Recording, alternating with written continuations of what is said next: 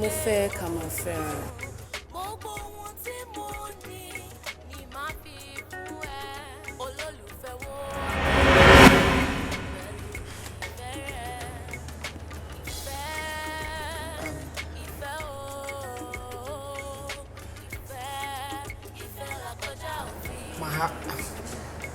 My heart is somewhere else.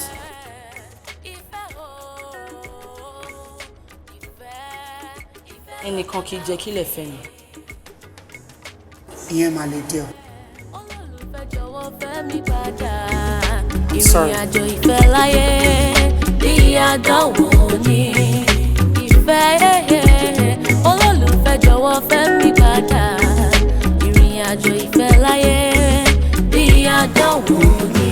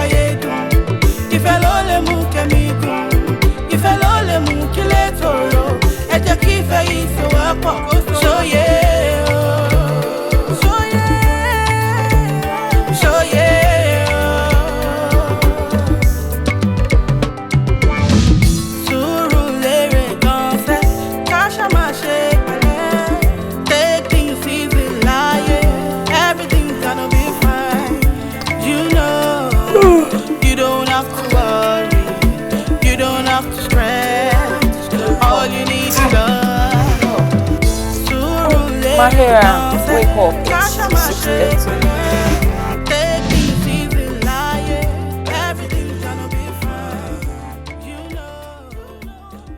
What's this thing? This is 6:30 a.m. 6:30 midday. Get your lazy ass up, Joe. Let's find something useful to do with our lives today.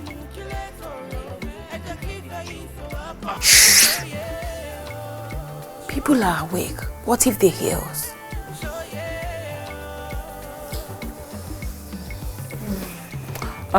We feel very low and play. She fell the restroom because I'm going in there and I'm doing a number 2. Then Mamu phone me, Danny. You know what that means. So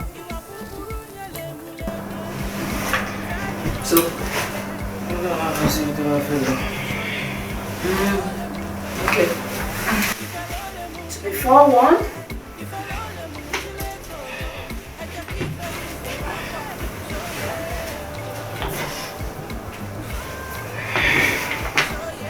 Okay. Mother, do you by any chance see my boat? Your butt? Like seriously? Look, Mahira, why are you always looking for your butt? Ibo lo fìdí ẹ yìí sí tó every time lo máa ń wá kiri. Ìwọ àti di nìkan náà ni ṣá. Ṣé wo mú di wá látọ̀run nígbà tó ń bọ̀ ni? Àbí. Ìgbà tó ń pín di, ìwọ ń sáré kiri. Ó ń sáré bọ̀. Àbí ìgbà tí ń jẹ bárákẹ̀ tó ń pín di. Ó ti sá lọ àbí ẹsẹ̀ gan gùn ju ẹsẹ̀ ń jẹ lọ. Ó ti yóò tó. Mahada. Olúmọwọ́ ní bathroom pẹ̀lú fóònù ẹ̀. 2 hours. Àbí 3 hours. No, check it, go color. No, check it, go color. No, Mahada, come back. Wait.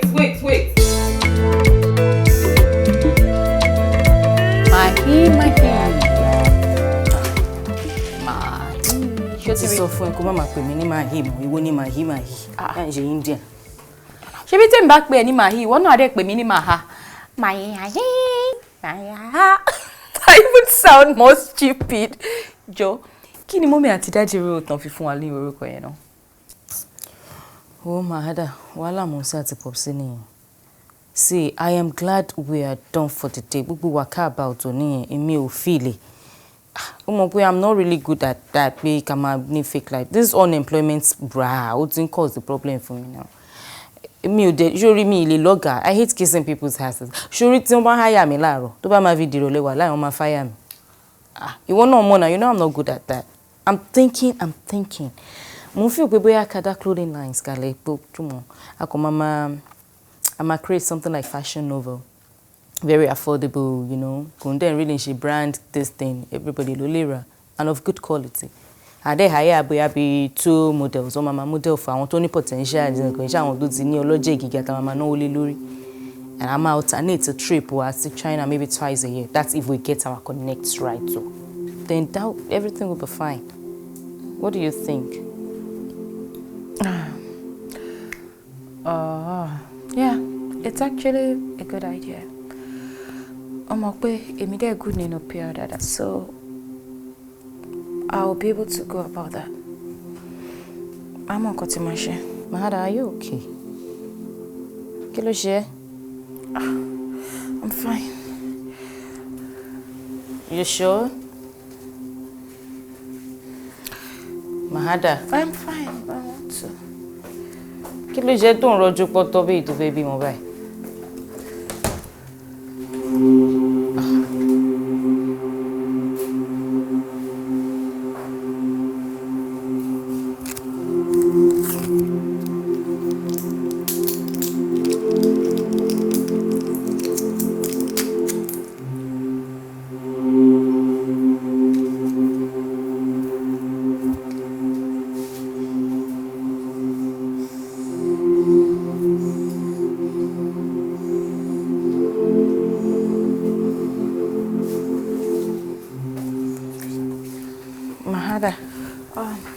I'm so sorry. Mom feel back, so I was thinking that maybe it's that time of the month. What period of the month? Mahada, share me fa lo nse nkan oṣù lóṣù kan ni. Ṣebí a week after tí mo parí tọ̀dọ̀ mi ni ìwọ náà ṣe títí. Mahada, what's that pills hanging on your boobs? What pills? That. This. Actually, it's some probiotic pills. Boyfriend me lo send it to me. Oni pe o ma help pẹ̀lú cramps. All them man work that I do every day with me lo. Ìsọkúsọ wo ni wà tí boyfriend ń sọ probiotics ń ṣiṣẹ́ fún menstrual cramps kò possible now. Oh, kò sí bó ṣe fẹ́ compare probiotic at everyday women. Because probiotic can help with the bacteria to help with digestion in the intestine. While everyday women want multivitamin to they contain iron. And anybody to lack vitamin will understand it will help all these vitamin deficiencies. If you want to me probiotic it's in chef. The only thing tí mo tún lè ṣiṣẹ́ fún bóyá ọmọ kékeré tínú bá run wọn o ngba mi ó máa lò fún wọn ó kàn máa jẹ́ kán wá relief there náà ni.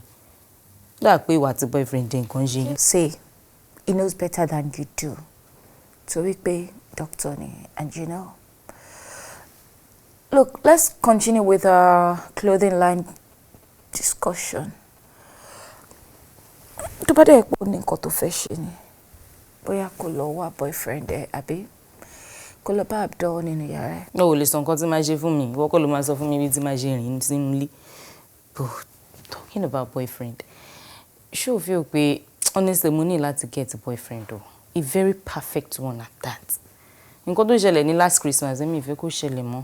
At least we need to make these people happy now. I mean mommy and daddy. Last Christmas they will make you. That was when Rekia tó ní issue pẹ̀lú ọkọ ẹ̀. Ìwọ náà your boyfriend, your abroad boyfriend that's ẹ̀ mọ̀ nǹkan tó ń bá kiri àárín yẹn náà àríbi tó wọlé sí. And that stupid ass guy. Come around. Everything come a messy sha. Yeah, I remember, right? Hey, Mahada, show observe and kokonsha. What again? Oh, Rikwe, mommy and daddy, they've been acting shady lately. Yes, I've been acting shady. I got in fura. Majid, what is happening to you down there?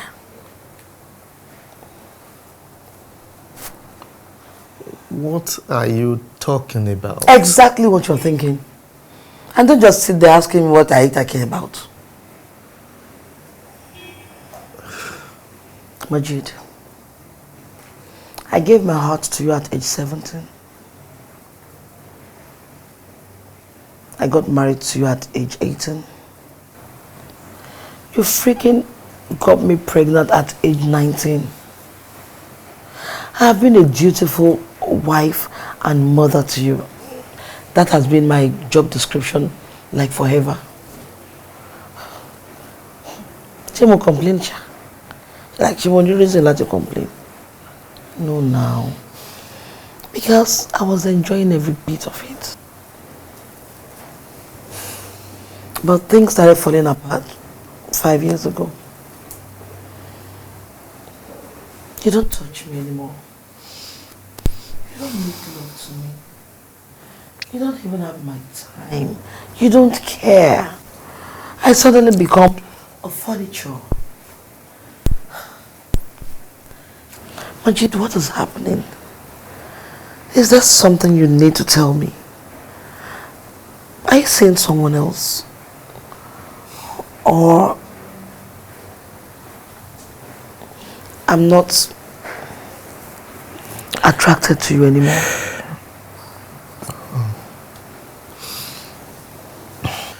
Calm down, Samira. I'm not seeing anyone. At all.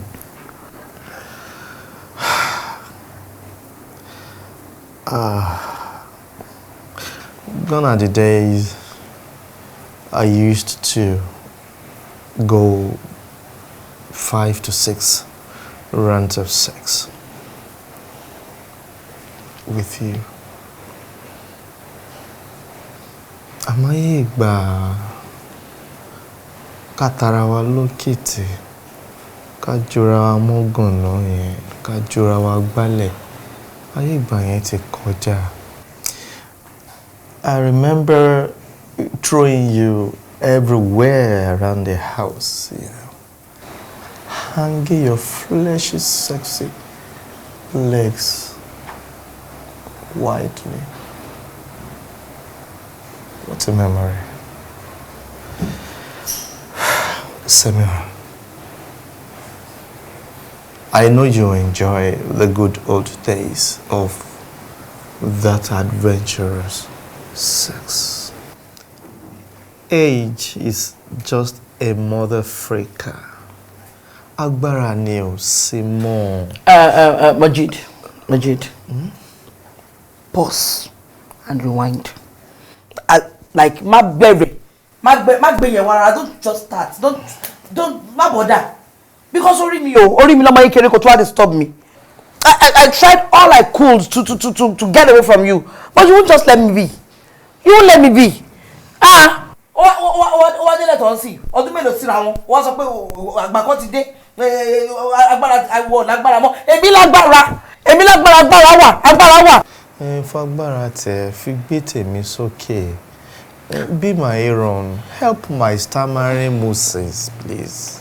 Majid, you need to help yourself. It's not about me helping you. There's no way I can help you.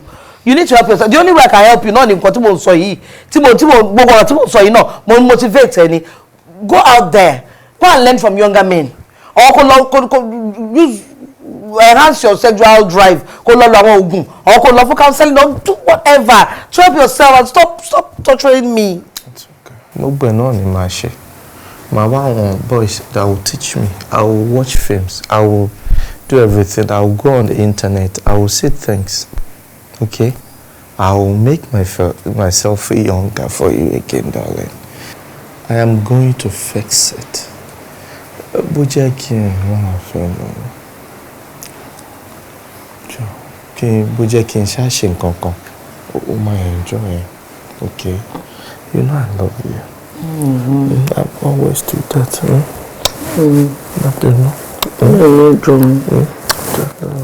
Hello? Hello now, kí ló ṣẹlẹ̀? See, we are not supposed to be having this conversation again. Mo ti sọ fún ẹ, mo ní lawyer mi, ó máa contact lawyer. Then we meet in court. Because me mọ nǹkan tó dé nsìn báyìí. See, Rekia, I really don't know what you are driving at.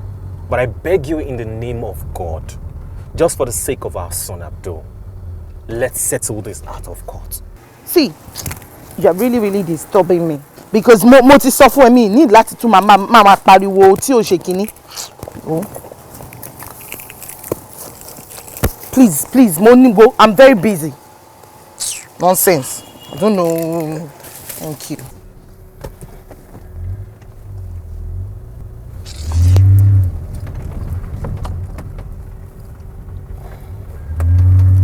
Ẹ má bínú, èmi fi pé ó yẹ kẹ́ bọ́ sí ẹgbẹ́ kan kẹ́ fi receive call yín ni. Etí ẹ fi ń pariwo lórí phone yẹn. Àwọn èèyàn ń wò yín.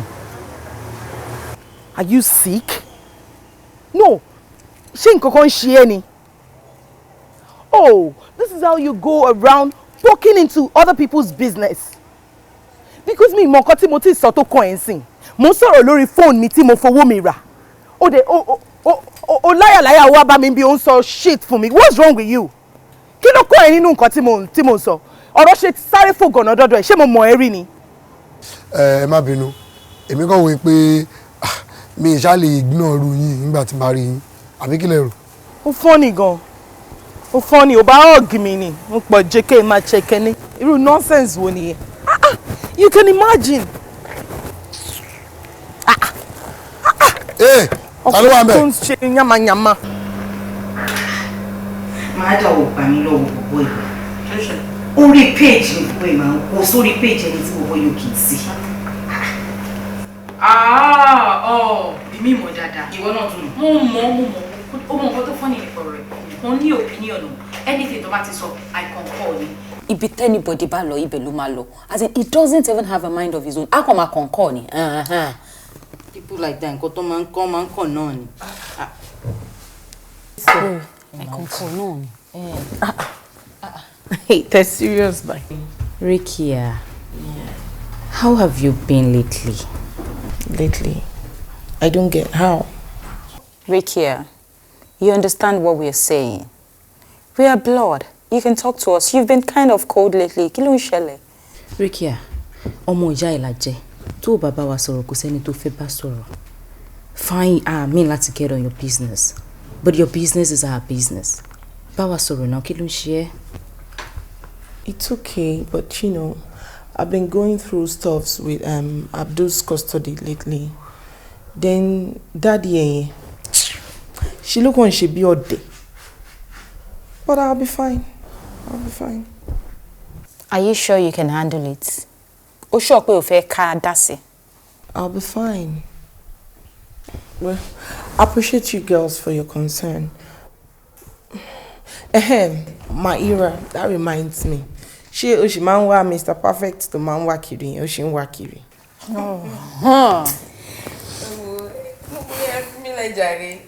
Joro lórí Mr. Perfect. I'm considering being a nun. Me TFO. Pastor Jesus mo fẹ́ máa tẹ̀lé bá mi sí Jesus. Now what? Wo mi ṣe gbogbo Mr. Perfect yẹn mọ́ jàre mi. That reminds me. Ṣé o rántí alẹ́ àná tí mo sọ fún ẹ pé mo lọ sí corner store? Yeah. Holy Mary, Mother of God. I saw the sky. As a matter of fact, oh dear, stop me. This guy is so cute. To bury. See our nun. If I... Don't judge me yet. Don't judge me yet. We are not judging. In the only clause to ni. Clause and all the time. Usha Marie complain kan tó máa sọ nípa ẹni tó bá mọ̀ ni. Kí ló tún dé? There is always a clause. Only clause now. Ṣé mo pé mo ṣe experiment ni mo now. Only clause. Yeah, let it out. Bobo yìí ó introduce ara ńgbà tọ́rọ̀ introduction ṣẹlẹ̀. Ó ní man of God lòun. Man of God? Yes, that is it. Ṣé mi go tó ti ń wá láti jọjọ́ yìí nìyẹn? Ṣó ṣá ti gba number ẹ̀ ṣá? Gba number ta ni? Ní ibo fún kíni? Ṣé o understand nǹkan tí mo sọ ń sìn? Tí wò bá lè pè fún àwa ní nọ́mbà abẹ́ ìpè abẹ́ toast ẹ̀ tó bá dẹ̀ yẹ pé ká bake ẹ̀ náà ni tó bá dẹ̀ yẹ pé cooking ló gbà abẹ́ ṣe everything. Man of God. Ṣé mi jọyàn tó lè date man of God? Man of God. Isn't that what you've been clamoring for? Yeah. Àbí okay.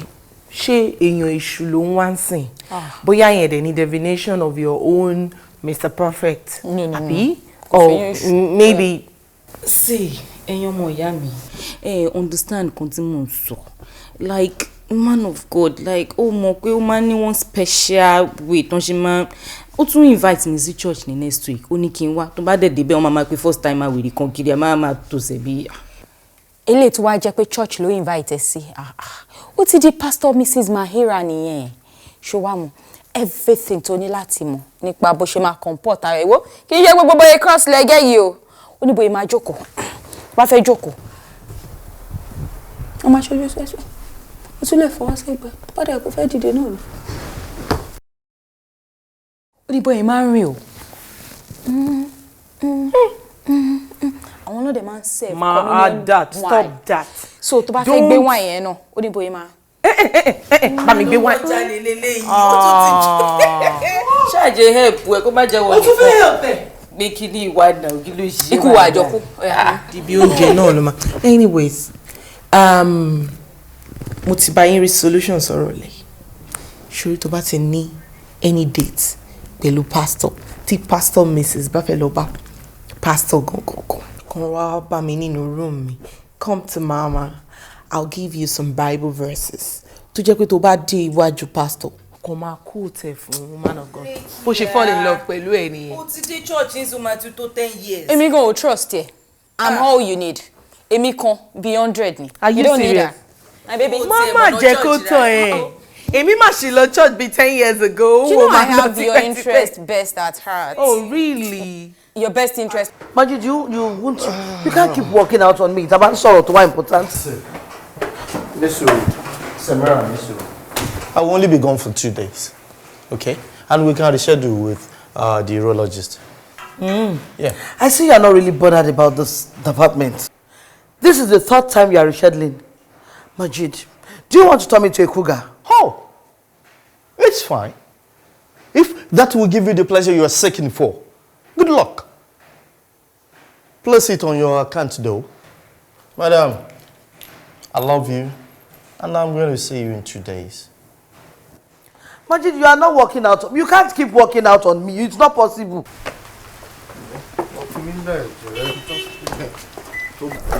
Majid.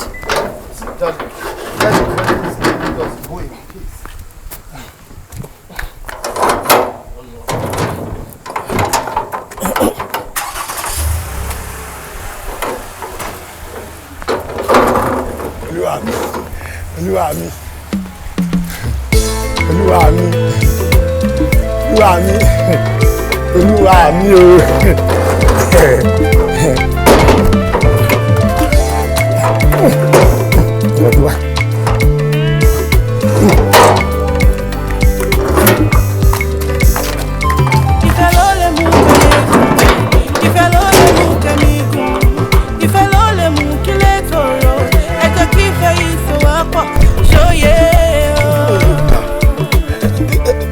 tẹ́ ẹ bá rò pé bí ṣe jẹ́ àti bí ṣe rí tẹ́ ẹ bá rò mí lè ṣe wọn lọ́wọ́ fún yín ṣe rí nígbà tí n kọ́kọ́ bẹ̀rẹ̀ nígbèsí ayé mi alábàárò mi ṣe èbúté èrò tí bá gbé ẹrù láti èbúté èrò máa gbé lọ́dún sùn wọn tí bá kún ọdún sùn wọn máa gbàgbé ní balógun tí bá kún balógun máa darí ẹsẹ̀ yẹn yọ tí bá dé yẹn yọ máa sọ kalẹ̀ sí dùmọ́ta kò sí nǹkan tí lè gbé máa ní ẹ bá wá rò pé ọ̀rọ̀ security àwọn ràn yín lọ́wọ́ mami. Sure, we're okay. Like, are you normal? Hallelujah. Jọ̀wọ́ bínú. Ṣó mọ̀ kẹ́pì ló ń bá sọ̀rọ̀ ṣá. Ìgbà tó ń sọ̀rọ̀ yẹn kò máa ṣẹ́ mi pé pípẹ́ mi ẹ̀ fẹ́ pin. Bọ́ọ̀rọ̀ ẹ̀ fẹ́ jábọ̀ lẹ́nu kò máa jẹ́ pé bí ẹ̀mí ẹ̀ fẹ́ bọ̀. Mami ẹ kàn rọrọ mi bẹ́ẹ̀ náà ni kò ń ṣe bẹ́ẹ̀ ṣe ẹ̀yin ní ìgbésí ayé mi mo láì kan ńláńlá bí kì máa gbé nǹkan ńlá bí ẹni ẹ fẹ́ gbé ilé yìí sìn ẹ fẹ́ gbé kú mi ẹ fẹ́ gbé lọ́ọ̀bì tẹ̀sẹ̀ fẹ́ máa lọ gbé mi lè gbé. O ti ríṣẹ́ sí mi. Ìkọ́ ló máa fọwọ́ mú. Mo kò help mi. Àbí kò lọ wá ṣe sí mi. Ẹ jẹ́ mú ṣe. You are a bloody fool. Idiot. Ẹranko. Ẹjọ́ ẹ̀kọ́. Majid. Okay.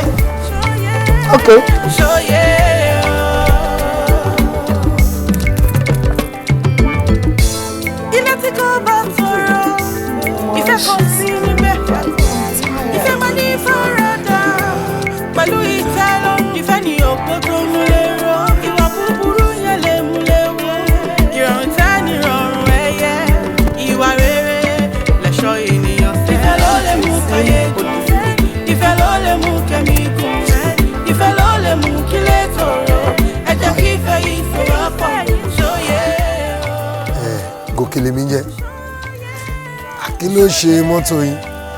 mo kàn ń wà lọ́nà ni ó dé stop.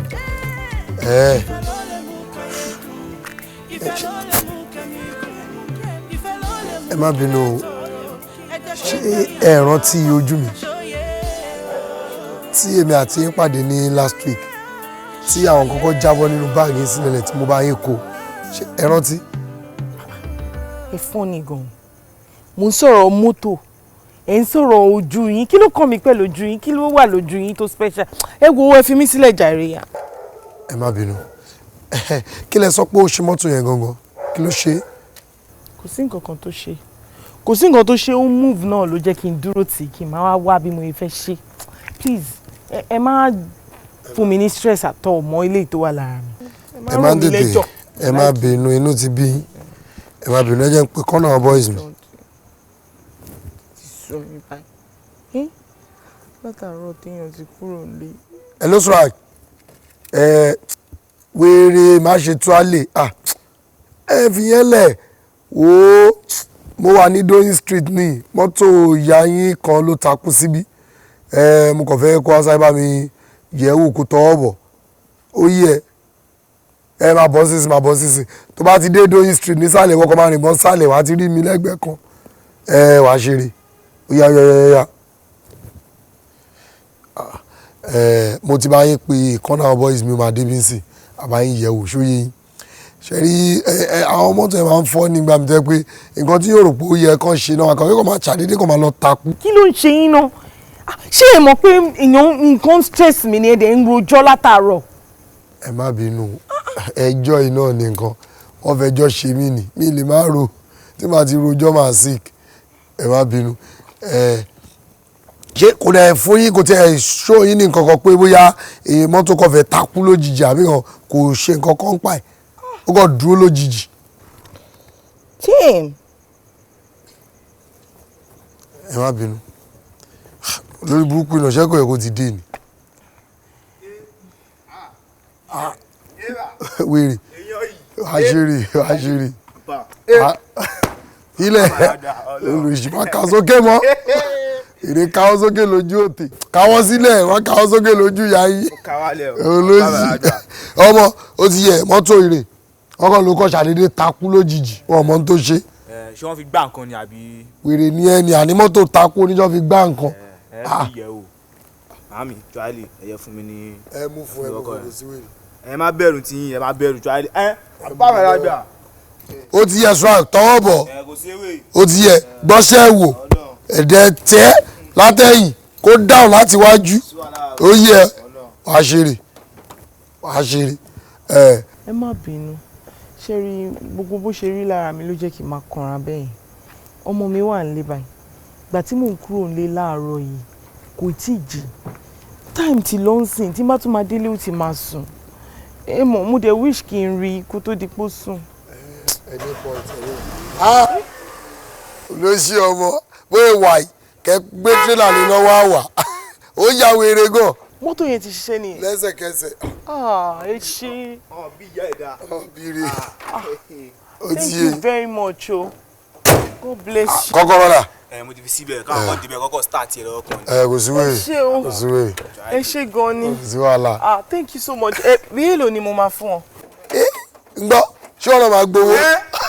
mo ti lọ tán. ó gbowó tiẹ̀ ta. ẹ ṣe gan ni. eré bí ẹ wo ẹ ti ń lọ ni ẹ ti ẹ jẹ́ kẹ́ fún mi nọ́mbà ó ti yẹn pé bóyá ká tiẹ̀ kọ́ máa ṣára wa lẹ́ẹ̀kọ̀ọ̀kan. ó ètò ẹ ń pè lọ ní o. 334 68 ẹ ṣeré. 225. ok kò sí wàhálà bẹ́ẹ̀ sọ́yìn ó ti yé mi mo bá ẹ ti ẹ̀ dúró ẹ ti ẹ̀ bá mi sọ̀rọ̀ ó ga o ayé ń kánjú ẹ máa ń kánjú náà nìyẹn kò sí wàhálà olóòbùkù lọ́mọ ìjì kú omi ẹ̀ o ẹ̀bọ̀ ọpọlọ́jì wà náà mo mọ̀ ó ètò 332 65 kò sí nọ́mbà tí mọ̀ lórí kó 100 mo mọ̀ bójá nọ́mbà wà sí ó ti yẹ ó ètò 6234. Ọgbọ́lọ́wọ́. Mahada. Yeah, baby. Mahada, ibi báyìí ló wà, mo ti ń wá ẹ kiri. Ṣòtìrì, wo, ṣé aṣọ yìí wà okay for the church service on Sunday? Perfect outfit. Òyìnbó ètò bíbí kẹ̀mbẹ̀. Ṣó dẹ̀ mọ́ tí lo ti lọ mú ni? Perfect outfit. Òyìnbó erin kẹ̀mbẹ̀. Ṣó dẹ̀ mọ́ tí lo ti lọ mú ni? Are you trying to be funny? No, sorry. Actually, aṣọ yìí gangan ló dá. Oh, kò tiẹ̀ ní ṣòṣèpẹ̀ kankan ò ní yọ. Bí aṣọ táwọn ìyá church máa ń wọ̀ ẹ́ náà lélẹ̀. Ó mọ̀ nǹkan tí mo ti wọ́n ń rò. Báwo ló ṣe máa rí tó bá wọ kankan shoe mom sí yẹn? Ìtàn sọ pé àwọn wọ̀ on our first date pẹ̀lú Popsi yẹn. Báwo ló máa rí tó bá wọ̀ sí lóye? Ó ti máa le jù as in ìyá Jésù gangan. Mahada, stay, you have stop. Tí bọ̀bọ̀ ìbá lọ fall in love pẹ̀lú mode of dressing yín kọ́. Ó ti di Mary's lesson nìyẹn. Hey, mo gbé. No. Kí ló gbé ń bẹ̀? Mú kàn bẹ̀. Èwo ló tẹ́ lọ́rùn? It's either you choose this mode of dressing and then get your perfect gentleman, or you continue dressing like this and then piss him off. You return to your previous life. Èwo ló fẹ́ bẹ̀? The choice is yours to make. Think about it, Mahada. Take our examine, philosophy of life, countless time, or reality of life there. Kí ni reason tá ṣe lè tí mi ṣe lè ní aṣọ tó dá kí n wọ̀ sára kí n look cute kí n dẹ̀ tún ní perfect man kí ló ṣẹlẹ̀ ṣé mi lè ṣógun láyé ni kí ló dé ṣé mi lè ní gbogbo ẹ̀ ni. Double standard. You want a man like Jesus, but you don't want to poise yourself to be like Mary.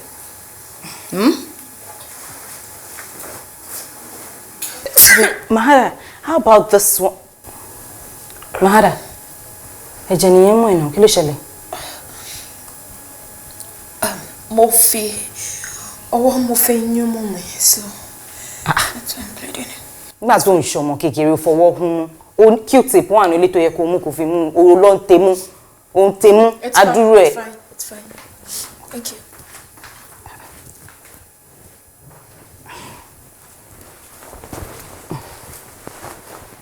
Kò ṣàánú.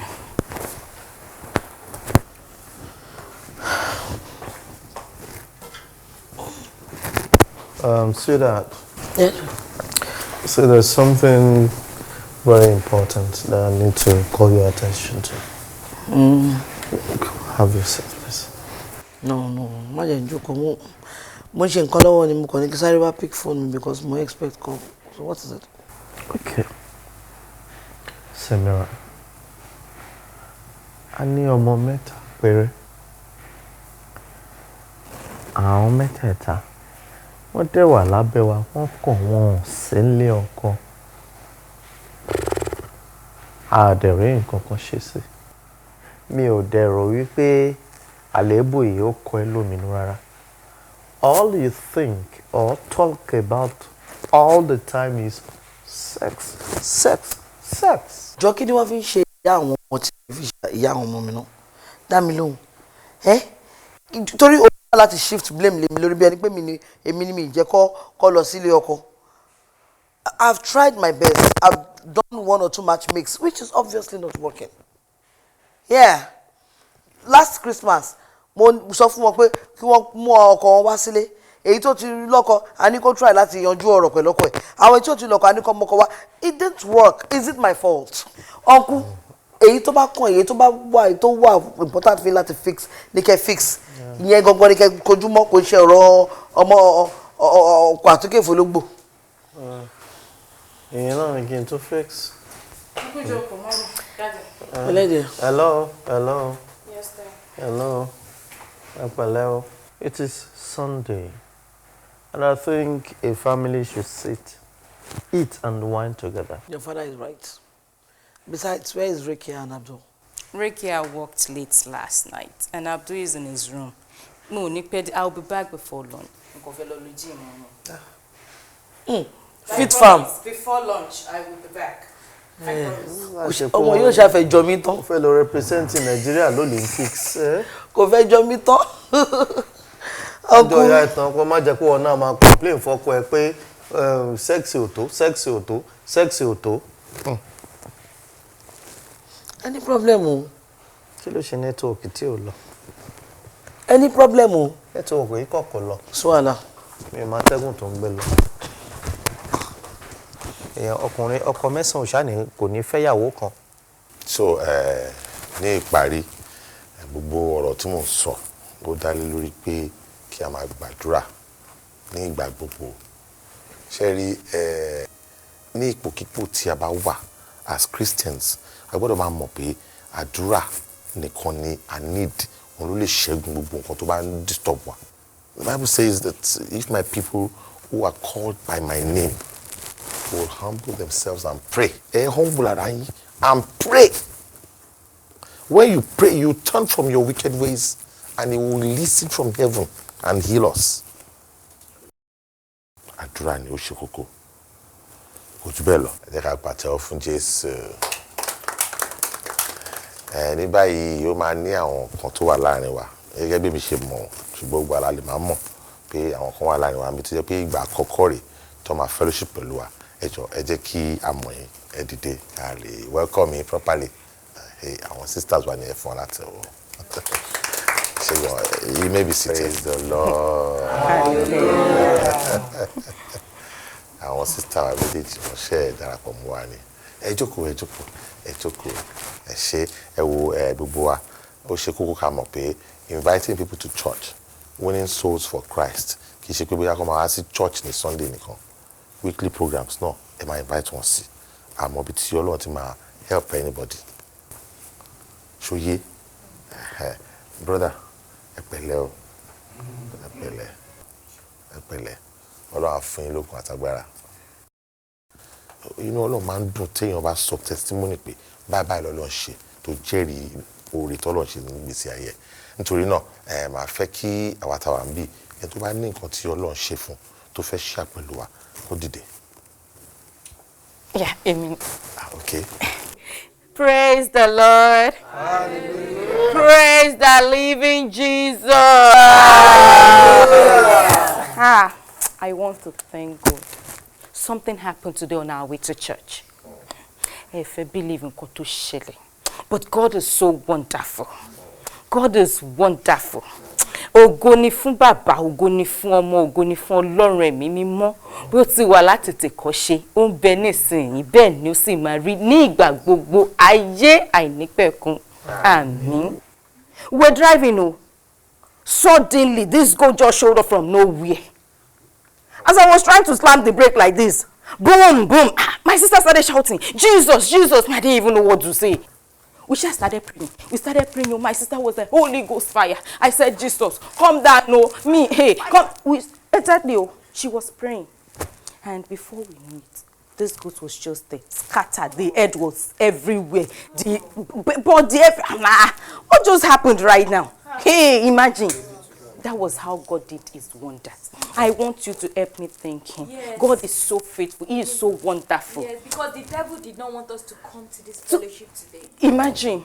But finally, we are here. We are here. So, thank God. Oluwaseun. Clap for Jesus. We thank God.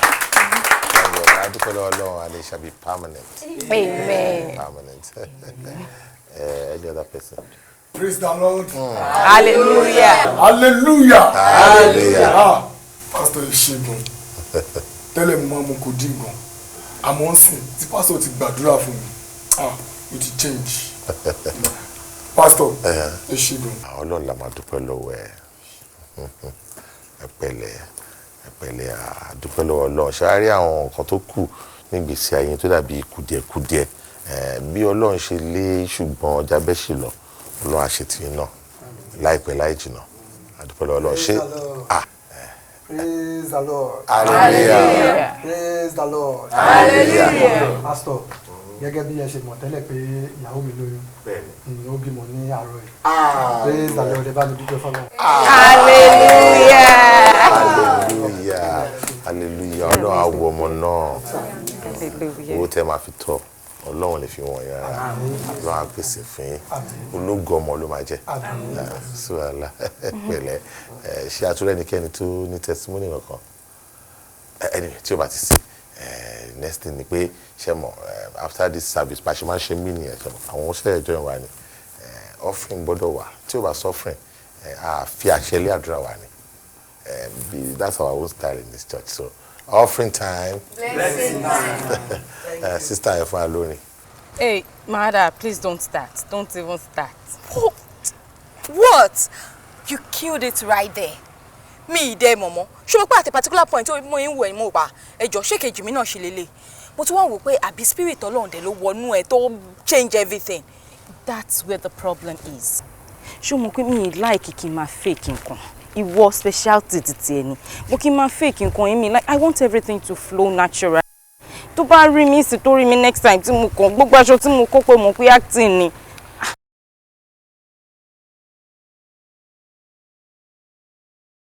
Ara ń já mi jẹ tó bá jẹ yẹn. Ara ń já mi jẹ.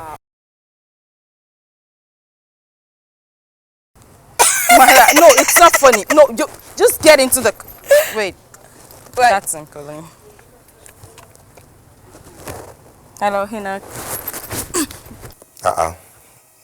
You left already? Yeah, we left already. It's okay, it's okay. My regards to your sister. I sure will. I can't wait to see you again. I can't wait to see you too. Okay, bye. God bless you. All right, bye. Hey, in the presence of God, there is fullness of love. Mi mọ̀ pé ó ti le tó báyìí o. Hey, mi mọ̀ pé wà lára Pastor Enoch náà. Very soon, the way things are going now, mo mọ̀ pé wedding bell ma ring. And wà ní láti sọ fún mommy pé gbogbo irú àwọn aṣọ yìí kan kó fún ẹ dáadáa. Kó tó máa wọ̀ nìyẹn. Then nǹkan kan ṣì miss, ó máa gbé Bible ẹ báyìí, ó máa gbé Maya. Mother, get so, orí bọ́jọ́ mom sí gan. I'm not joking. A ṣì máa padà trade yẹn ni. A máa trade yẹn.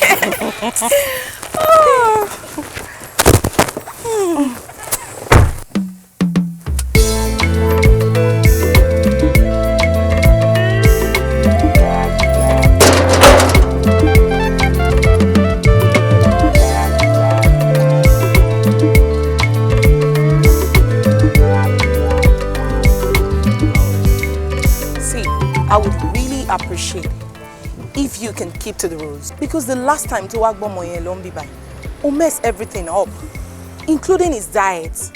Oh, to just show homework, eh? Rekia, I would really appreciate if you can be watchful with the way you talk around our son. I mean, I'm glad he's not here now. But that's by the way. As regards the diet, throughout the weekend, Amy I tell I don't show homework here, and our diet was perfect. Who cares about your diet? Idiots. Anyway, nǹkan tó wà important sí mi jù ni pé tó bá fẹ́ mọ́ mi lọ 6 p.m. Sunday evening, ó gbọ́dọ̀ tètè padà wá bí báyìí. That's very important to me. I don't care about you or your diet. Okay. But then more why to ṣe fẹ́ kí n dá padà and time me into reshare, right? Now this is what I'm talking about. Walk. You notice what's the major reason why we broke up? No! We broke up because your lying, shitting ass didn't have time for our marriage. You don't have any respect for our marriage. Nonsense. Anyways, I don't care about what you want to talk about. The most important thing right now is tó bá ti mọ́ mi lọ, bá mi dá padà wá ní 6 nírọ̀lẹ́ Sunday. Ìyẹn tó bá fẹ́ marry ni o. Look who is talking about cheating here. When you're workaholic ass, all you care about is to find a way to ridicule me, to make me feel less of myself, to abuse me mentally and physically, making me feel like I am too little as a man to provide for my own family. You know that I do everything I can to provide for you. But then, I understand. You want to start your usual drama. Oh well, I'm not going to be a part of it. Whatever. Can I see my son now?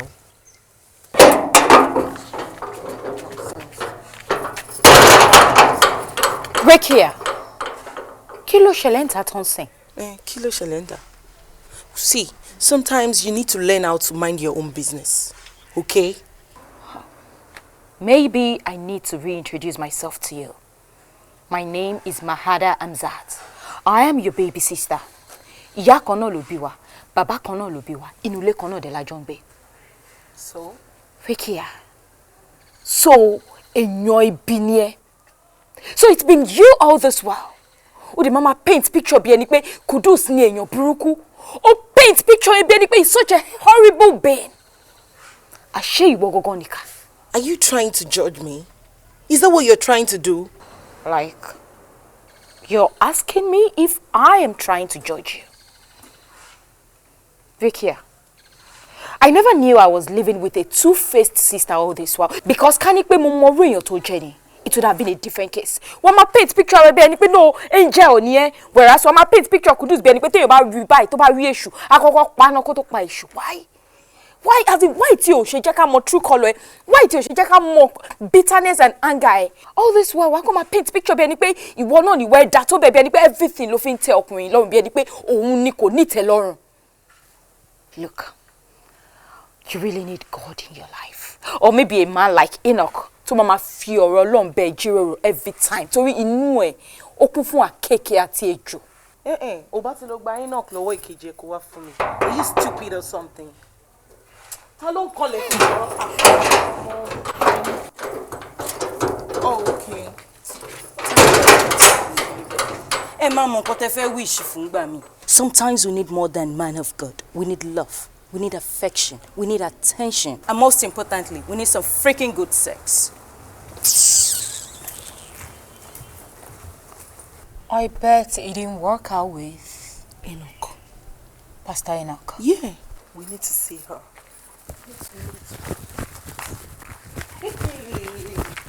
What has come over you, Semira? You actually said it jokingly. Pé o máa di sugar mommy. Eré ni mo ṣe bó fi ń ṣe. Mi ò mọ̀ pé o máa kúkú gbé gbá ẹ ni. I don't care. All I care about is my money. Okay? Shame on you. Shame on you, Semira. You now pay people. You pay younger lovers to have sex with you. What a ridiculous and disgusting way of solving things. Stop right there. Like, I'm going to have to force you to stop. Shotibo, you better watch your utterances before you spit them out. To bá dẹ̀ mistakenly Sonny, kò tọrọ answer a full line. Shotibo, to answer a full line, kò tó sọ jáde lẹ́nu because gbogbo allegations tó sọ kalẹ̀ yìí kò sí ètò right nínú ẹ̀. Tó bá dẹ̀ feel pé gbogbo nǹkan tó sọ kalẹ̀ yìí bí mo ṣe náwó wa nìyẹn. I repeat, owó wa. So be it.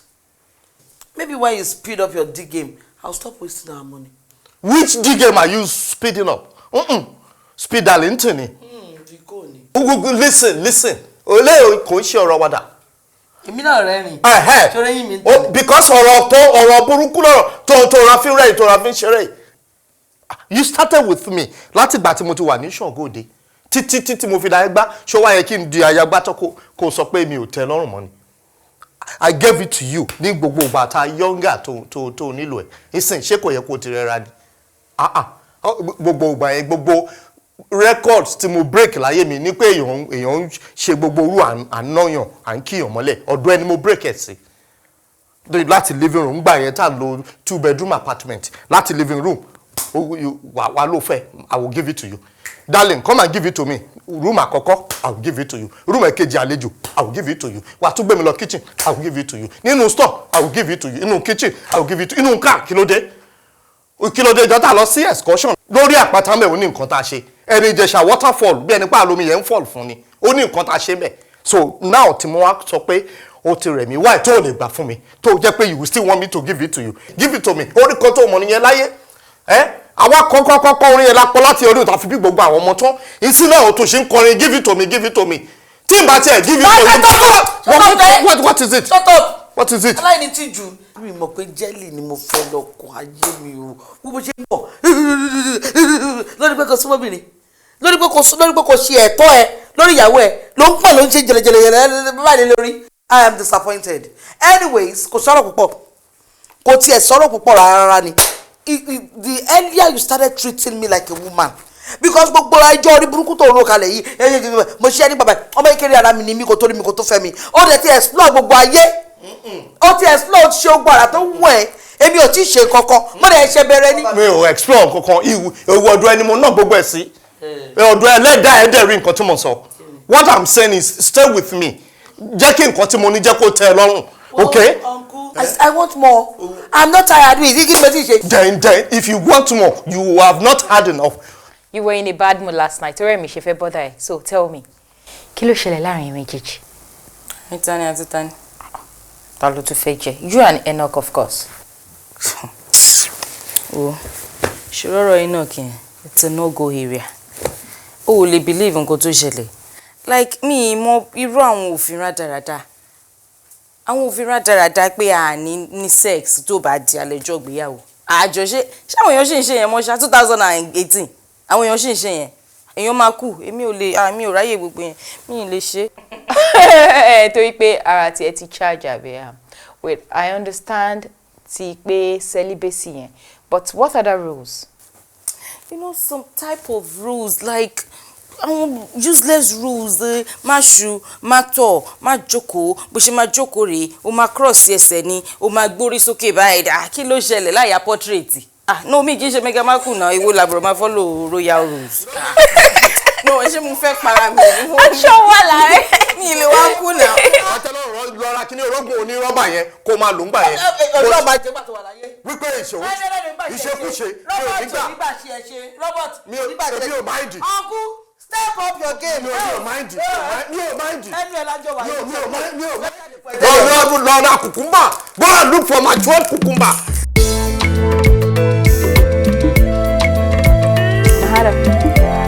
I hope you are doing the calculation. You ṣá mọ̀ pé mi ò mọ̀ maths. Olódo. So tí má ti ṣe lè tán, màá tún mú ṣẹ́ tiẹ̀, màá tún bẹ̀rẹ̀ sí máa ṣe àbí. No problem. Sharing formula máa change. Jẹ́ kí n kọ́kọ́ post àwọn pictures yìí sí orí site wa. But you know what? There's something about that website that me understand. Ó ti wà kind of stereotypical to me, like it.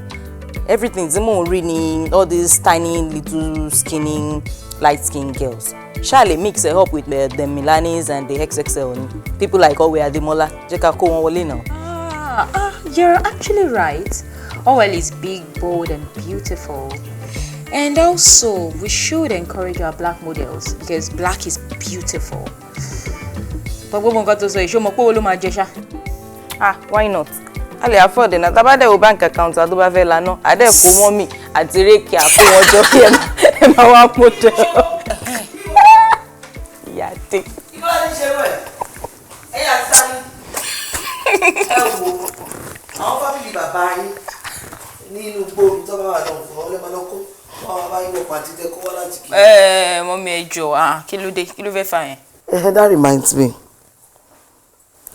Talking about Rikia. Ṣé ti bá sọ̀rọ̀ láti gbà tó ti dé? Rikia. Rikia tẹ̀ mọ̀ àbí ìtẹ̀ mọ̀. Rikia oníṣẹ́. Ẹ wò, ayé ò tẹ̀ ẹ̀wùn mi rárá ni. Ṣe bẹ́ẹ̀ tó bá tiẹ̀ láyé ẹ̀ máa wọ̀nyàn. She doesn't have a life. Rikia cannot keep a marriage. Marriage of 2 years. Rikia ti bàjẹ́ tán lórí kíni. That girl is something else. All this while, Mama paint picture Kudus be any pé òun ni bad person, not knowing pé Rikia fúnra rẹ̀ gangan is the problem. Ìyá Mahada, olófòófó of Africa. Kíni, ṣé mo parọ́ ni? Ṣé gbogbo ẹ̀dẹ̀ ti dàrú nísìn? Àbí ṣó ní marriage mọ́? But irú ọ̀rọ̀ wo ló ń jábọ́ lẹ́nu yìí? Ẹ dá mi lóhùn.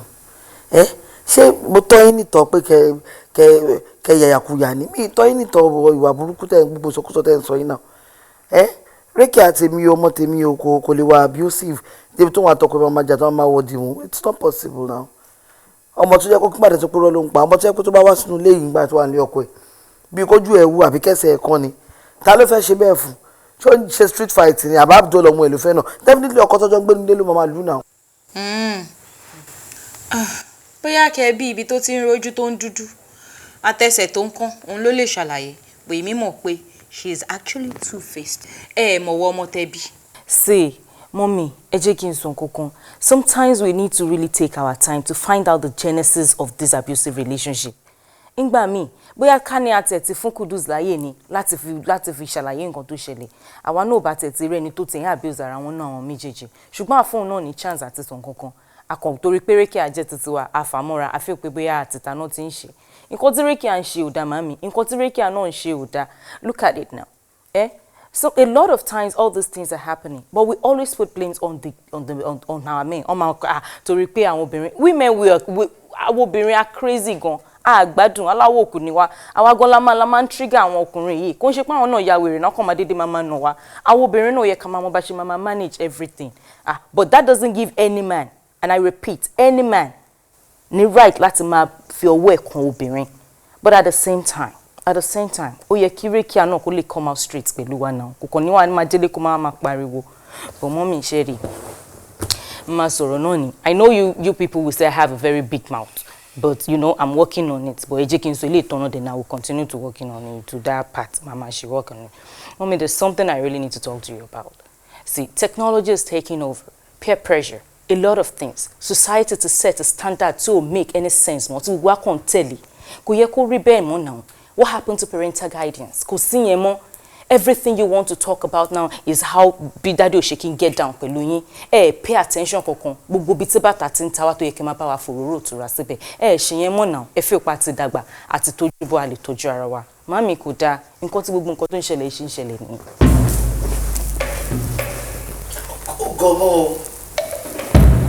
Ó go. Mi ìfẹ́ sọ pé ó lẹ́kọ̀ọ́ ni o torí pé mo kọ́ ẹ o bá ní.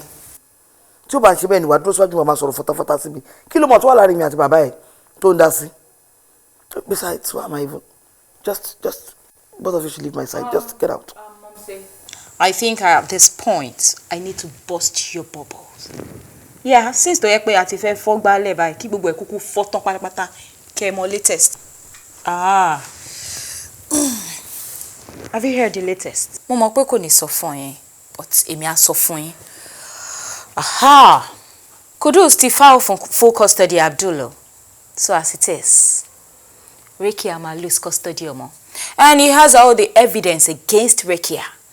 Only photos, only videos. So I am happy to announce to you that by next month, your darling daughter Rekia will be back in the market. The single lady in here. Bang what? Bang da-da-da! And I am so proud to tell you that you're going to be celebrating the Christmas with the single ladies of the Hamzats. The single lady, the single lady. Get out! Get out of my living room! The single ladies. The single ladies.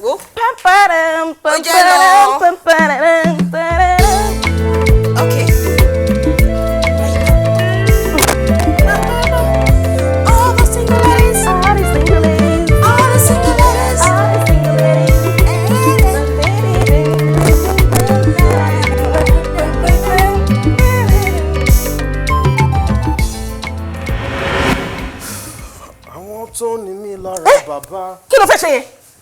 Are you joking? Ofe walk out on me. You.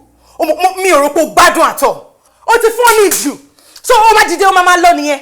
That's not possible. You must be joking. That's not possible. You dare not walk out on me.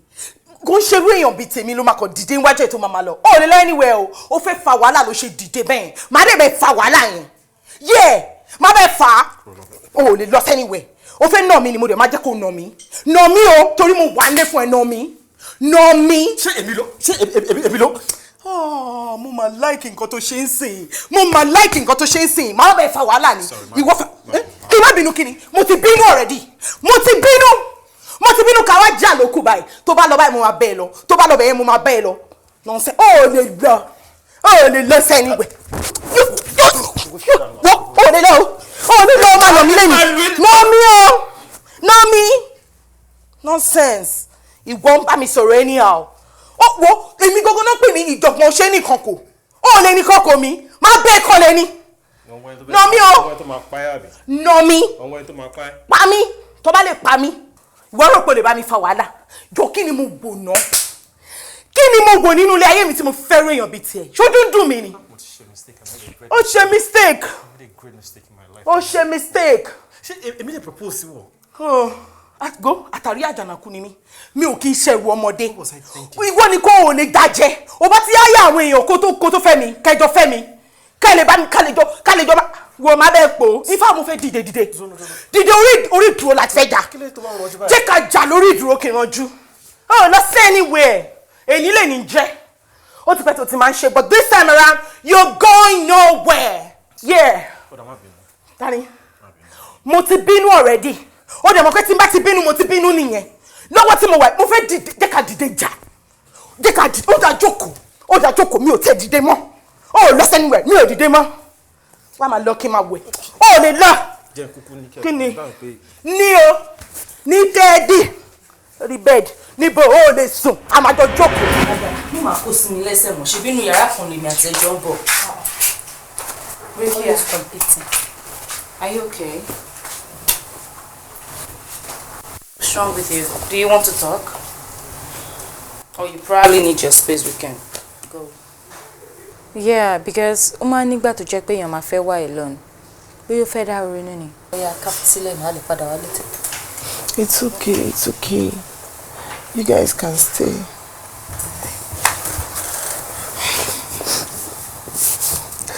So, I should have handled the whole thing differently. I should have been more considerate. I was selfish. I wanted everything. Kudu's not ní tiẹ̀ lára o.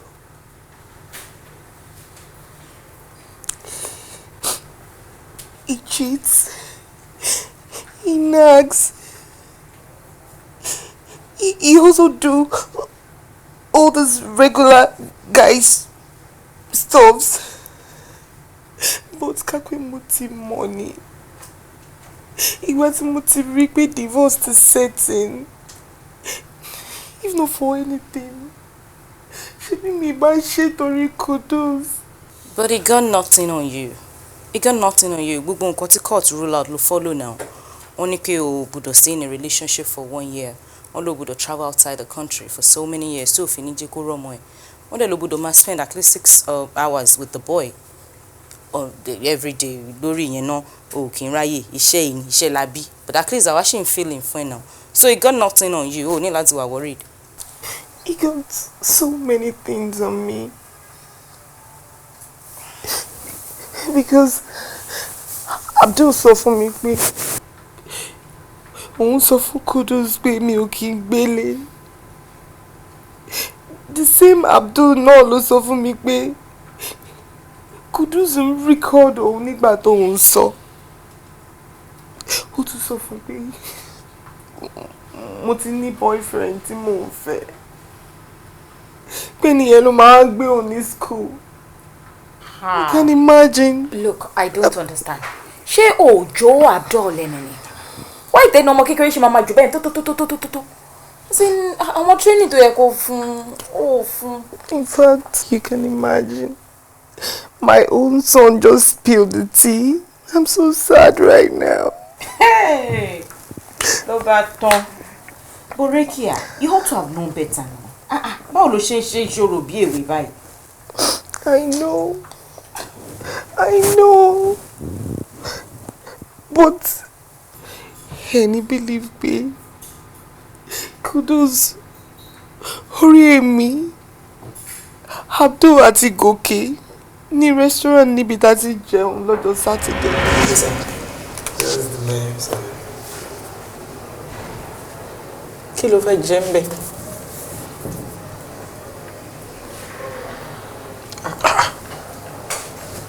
Kí ni wọ́n sọ pé o fẹ́ jẹ? Ṣé nǹkan tèmi fẹ́ jẹ ló wà important ni? Àní kí ni wọ́n fẹ́ jẹ? Èmi máa pick nǹkan tí mo fẹ́ jẹ. Wọ́n mú kí ni wọ́n fẹ́? Okay. Ṣé ní kidney sauce àti liver sauce? Yes. Yeah. Oh, okay. Let me have that. Okay. Wo jẹ́ kí mi bọ́ sí angu bí báyìí. Sórí ṣé ẹni àmàlà? Pando ńgọ́? Gbogbo swallow ló wá sá. Oh, ó yẹ ṣe. Tẹ́ bá rí àmàlà tó bá gbóná tó wá fẹ́lẹ́ bí etí. Ó ti yẹn kẹ́ wá fún mi ní bàbá ewédú pẹ̀lú gbẹ̀gìrì kẹ́ yí mọ́. Ó ti fẹ́ wéwọ́. Ìyẹn máa wà okay fún tọ̀dọ̀ mi. Tó bá bi mí pé kí ni mo like jù nípa ẹ o mọ́. The fact that you're very real. Yeah. Very real. Oh my God. Ó mọ̀ pé bẹ́ẹ̀ mi ṣe rí ni mo ṣe máa ń ṣe. Èmi ò ní láṣẹ máa ní mo ń pretend kíní kan. No, ní tí mo bá fẹ́ ni mo máa sọ. Fún nǹkan tó sọ yẹn, ojú ọmọ ni mo ṣe máa like kissing.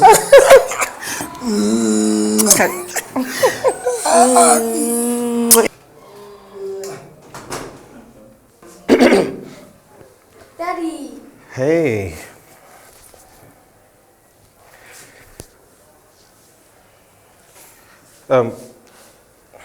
Alright, sorry for keeping you waiting. Wọ́n dẹ̀ ilé ìlú ń jàre. Ká máa jẹ nǹkan ká máa gbádùn ara wa. Wọ́n ti cancel trip. Trip wọn ni wọ́n cancel it straight. Àwọn ẹ̀rí yẹn ò gìyẹ pa mí. Gẹ́gẹ́. Talk to her, okay. You have nothing to worry about. At least now you have Goki. So tó bá ti ní Goki, everything is fine now. So why are you crying? Wo ló tiẹ̀ fọwọ́ ara ẹ̀ ṣe rẹ̀? Àwa jọ péjọ and family meeting bíbẹ̀. See, me, I have this Tijaniya program tí mo fẹ́ lọ. One of my friends called me. Àwọn nice looking young guy don social that àwọn àfa Ọlọ́run don make sense on my one day. And you know now, mo need perfect man. Èmi máa try láti máa learn thing. I don't have time. Mahi, stop now. Why tó ṣe ń ṣe bẹ́ẹ̀ yẹn? You're so insensitive. She's your sister, our sister. Èèyàn ń sọ̀rọ̀ nípa bó ṣe ń lose relationship ẹ̀, ìwọ ń sọ̀rọ̀ bó ṣe fẹ́ lọ bá ọkùnrin kan. That's not nice. Ṣorí common girl yẹn gan ló fi múnú bí mi. Alábòsí òṣì yẹn. Kò ń ṣe wọ́n ló spill gbogbo tea fún mọ́mì ni. Tó sọ bí Rékì àṣemá bó ṣe máa abuse Kudus. Ó wá débi báyìí sí òun jókòó, òun sọ common girl. Come on ni. Ẹ jọ̀ọ́ kéèyàn kọ́kọ́ máa ní èmi lára o. I have something to do. Mo ní nǹkan tí mo fẹ́ lọ ṣe. I will pray for you. I'll pray for you. That's the only thing I can. Are you coming with me? Well, èmi gan tẹ̀lé. Mother. Actually, kì í ṣẹjọ́ mi o. But I was actually surprised bó ṣe sọ̀rọ̀ sí Kudus níjọ́ yẹn. Ló jẹ́ kí n lọ sọ fún Momsi àti Mahi. Mo dẹ̀ gist wọn ni, kì í ṣe pé mo ṣàmẹ̀bọ̀. Ṣé mo sọ fún daddy? Àbó gbọ́ pé mo sọ fún daddy. Mo gist ni now. You know what? Can I be alone?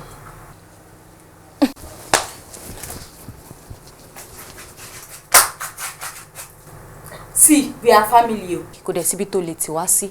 When you're ready to talk, you can call on us. Àwa náà la máa bẹ̀ solve problem ẹ̀. Ìfẹ́ ló lè mú káyé dùn. Ìfẹ́ ló lè mú kẹ́mi gùn. Ìfẹ́ ló lè mú kílé tòrò. Ẹ jẹ́ kí ìfẹ́ yìí so wá pọ̀. Ṣóyè o. Oh my God. Ṣóyè o. Ìfẹ́ ló lè mú káyé dùn. Ìfẹ́ ló lè mú kẹ́mi gùn. Alaikum salam ya Ustaz. Ustaz. Indeed. That we go àkọ́kọ́ tẹ́ máa wá bí lélẹ̀. Hope you enjoy the program wa ṣá. Yeah, it's not that bad. We're okay. Oh, good. So, Misuna Sunki. Muyiwa Hamzat. Alhamdulillah. Wallah, highly skilled, talented. You have a beautiful name. Oh, thank you so much. Abiel, that's so surprising because when you came mommy ni orúkọ mi, you must be very religious. Alhamdulillah, dupe. So, alhamdulillah. So, Mizunanka? Farouk Abdussalam. Farouk Abdussalam. That's good. Wa alaikum salam. Can I do Hausa? La. Mi ma gbọ́ Hausa bẹ́yẹn náà. Mo kàn gbọ́ díẹ̀díẹ̀. Torí ìgbà tí mo serve north ni mo ti serve, so ibẹ̀ ni mo ti kọ́ àwọn kéékèèké tí mo ń sọ. Yeah, àbí o tèmi náà ṣe karamo, èmi náà ò rí lè gbọ́ me and my sister kò learn basics in case tá bá pàdé àwọn Boko Haram lè gbára wálé. Wow, you're so funny. I know, right? Anyway, I like your sense of humor. That's a good one. Thank you. Well done. You. Alhamdulillah. Èmi máa fẹ́ gbé Uber mi nsìn ẹ̀rí kí traffic tó máa build up ìmọ̀ pé lè ti mọ́ tán báyìí. Uber kẹ̀ fi pè ní láti waste owó tí n bá mọ side ibo lẹ́ ń lọ náà. Side Magodo ni. Oh àtọ̀ ó ṣe gẹ́gẹ́ nìyẹn because àdúgbò tèmi náà ń gbé nìyẹn èmi lè drop yẹn fún báyìí. Bismillah. àjẹ́ tó tún like láti bóyá mọ̀ yín jù báyìí lọ bóyá nọ́mbà àbí nǹkan kan mo tẹ̀lé máa pè lẹ́ẹ̀kọ̀ọ̀kan àlejò máa sọ̀rọ̀. Kò báyìí. Tọ́. Máa fún yín. Tọ́ ọ̀run sí ọ̀run. Ọkàn mẹ́rin lèmi park sí so. Ká má tún mọ jówó ná lórí Uber. Ìfẹ́ ló lè mú káyé dùn. Ìfẹ́ ló lè mú kẹ́mi gùn. Ìfẹ́ ló lè mú kílé tòrò. Ẹ jẹ́ kí ìfẹ́ yìí so wá pọ̀. Ṣóyè o. Idiot ní ẹ̀yìn ọmọ máa kọlẹ̀ kó o. O ti rí ṣẹ́ǹbù mi àbí? Kí ló ṣẹlẹ̀? Kí ló sọnù? Wèrè lélẹ́yìí. Àsálátù wà lókè ni. Ó wà lókè ní kó pa àwọn mọ̀lẹ́bí ẹ̀ wá. Father, like I told you on phone yesterday, I will continue looking anymore because you need to start working more ASAP. You see, we can't keep refilling this. Why you have better options? I would advise you to tell your family members. Sure you get. Because tó bá sọ fún wọn nǹkan tó fẹ́ yẹ kó ṣẹlẹ̀ ló máa padà ṣẹlẹ̀. Okay, look at it this way. Tí nǹkan bá ṣe sọ́dún yẹn tó kú ìrònú tó fẹ́ yẹ kó máa rò yẹn kó máa padà máa rò ó máa jẹ́ ìbànújẹ́ ayérayé fún wọn àti fáwọn. Please, I would advise you, please tell them now so that you guys can fight it together. Doctor, they all have a lot going on at the moment. Like you rightly said, you know, if you compound individual problems to with my present state of health, I promise to start my chemo as soon as possible. But for now, I just want you to help me refill. I'm getting weak already. Because he's such a mother freak.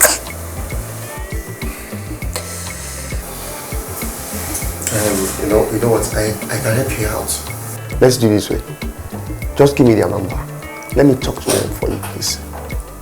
Please. Doctor, I am an adult. And I know what I want. Thanks for offering, but for now, just get me the prescription.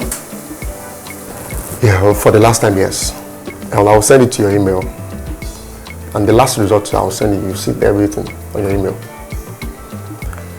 Just take good care of yourself, please. Thank you. You gonna make me fall in love, hey, fall in love, oh, fall in love, oh, mother.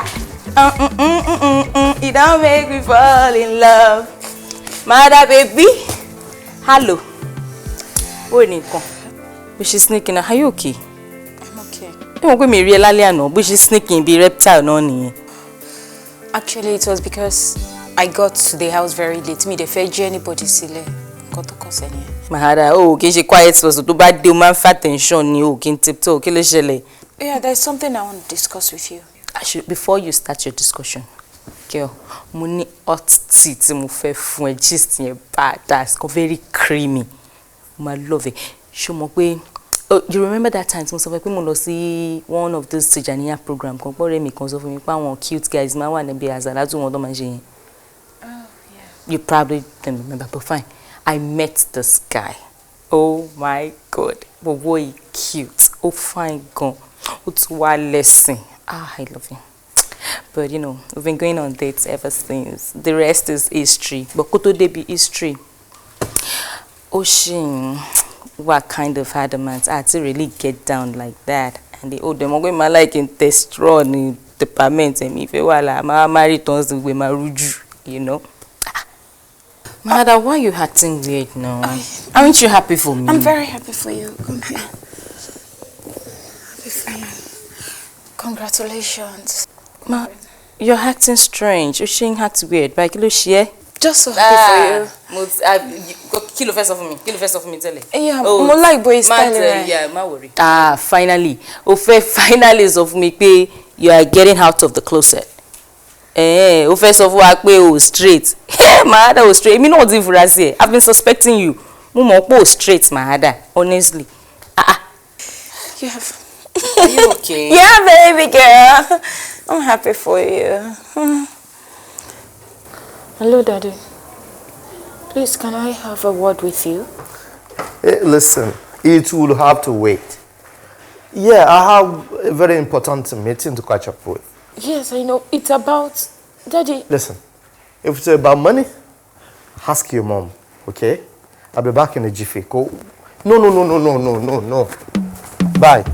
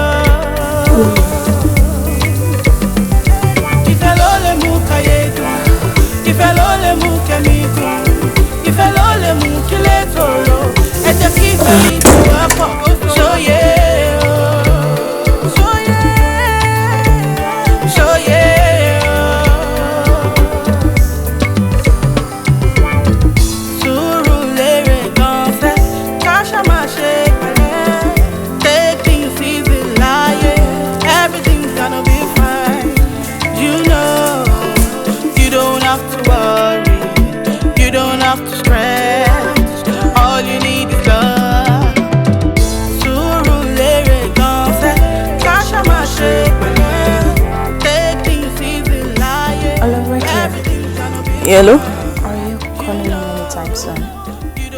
Probably in 1 hour. Because I have to stop by at my lawyer's place. Shomopola ni kiss me and Kudus ni court. But why did you ask? Do you want me to grab something for you? It's fine. No problem. No worry. Oh, okay then. Okay, I'll see you. Bye. No worry. Osha. Farouk.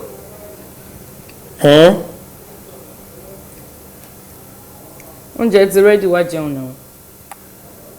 I'm coming.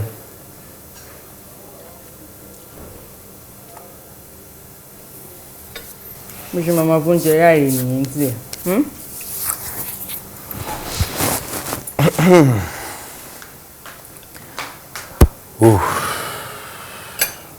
Oúnjẹ máa láìka. After one bed dáadáa, bó ṣe máa láìka. Okay.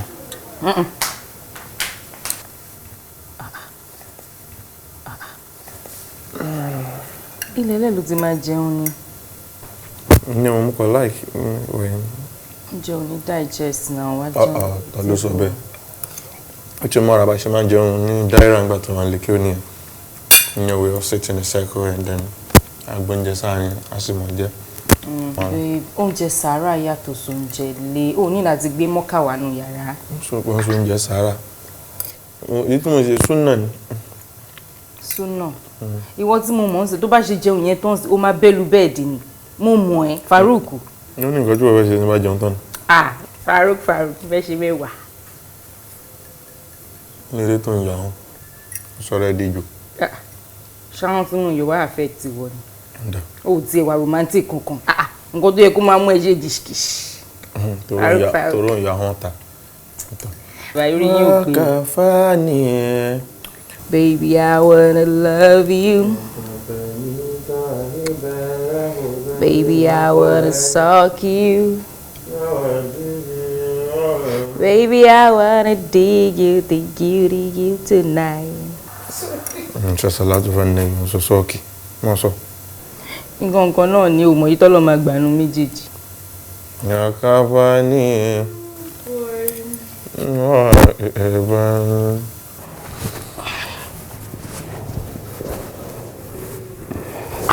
Kí ni ìyẹn?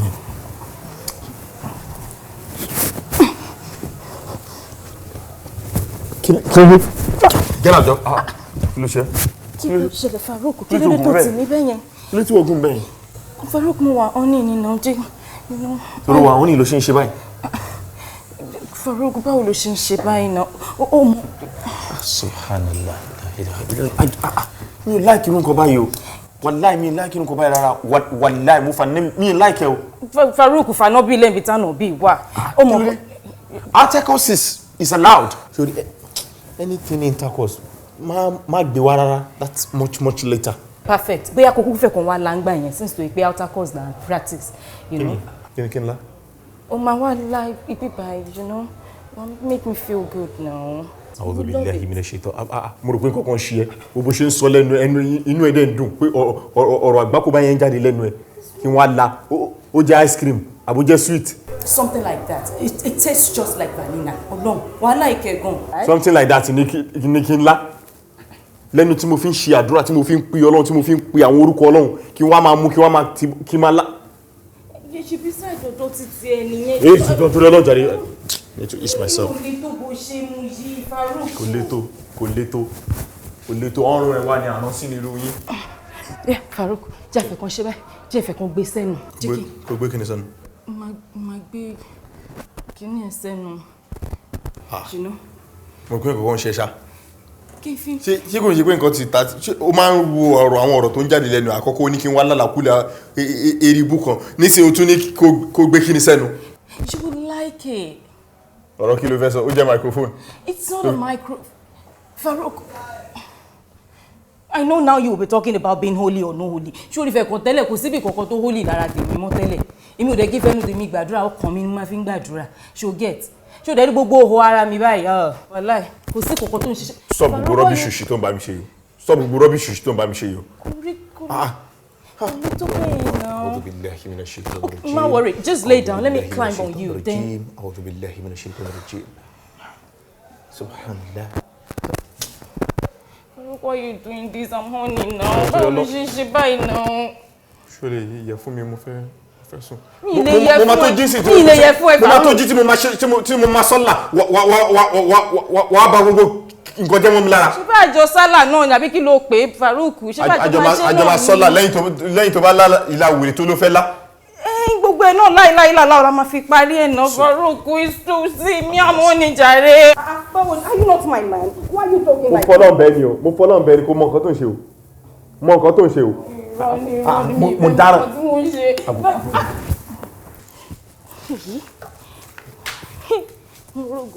Ṣé lè léèyàn máa fi ṣọkọ? Kò tó gba Islam lára mi.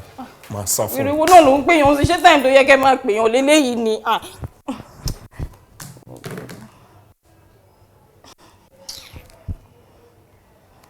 Hello?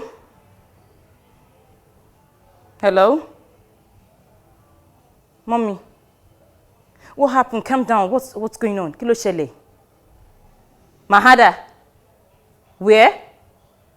Hospital? I'm on my way.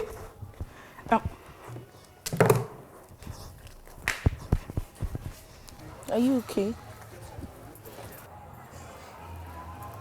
Hey, boy. Yeah. Yeah. So, home time, right? Yes. Let's go. Maybe we should go home.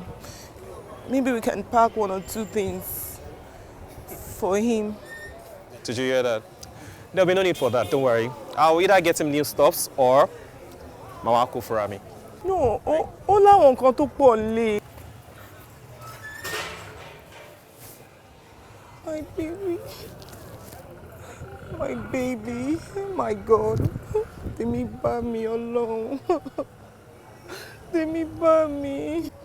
Ìwọ ta ló ń pè mí báyìí? Ṣé time tó yẹ kó máa pè mí ni? Mo ẹ má pè mí jàre. Má pè mí o. Orí mi mọ nǹkan tẹ́ ń pè mí fún. Hello. Hello, ta ló ń sọ̀rọ̀ jàre? Hello. What happened?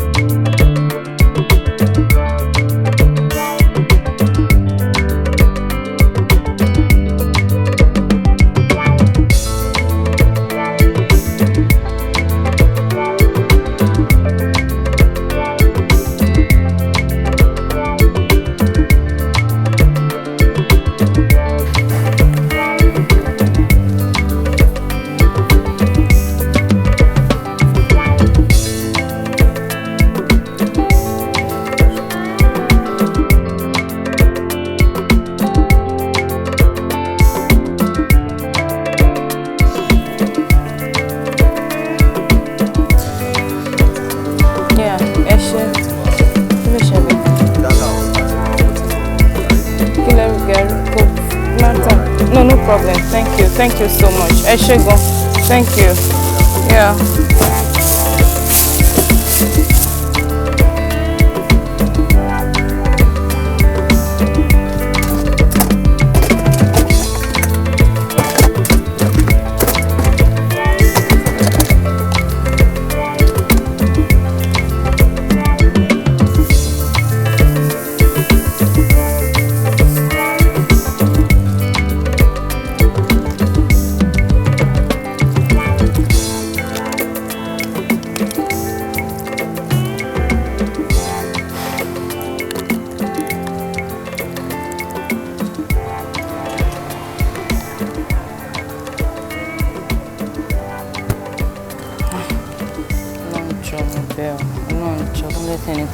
To Mahada.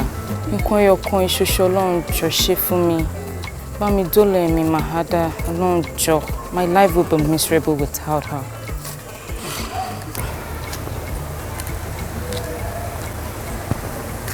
Hello. Hi. Can I have some of your food? I'm also very hungry. I'm not in the mood.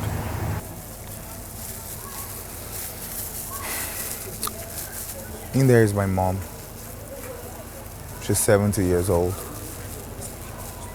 All she ever wanted from me was to be successful, get married, have a couple of kids, be happy. She did everything she could to make sure I'm where I am today. And here we are. She's in that place. Bedridden with breast cancer. Mahada is my twin sister.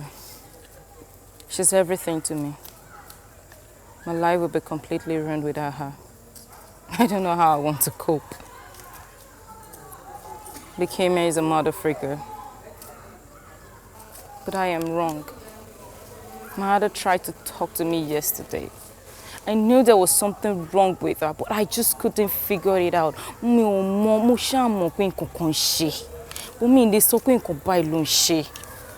She just changed suddenly. But she was being so strong. But yesterday she tried to talk to me.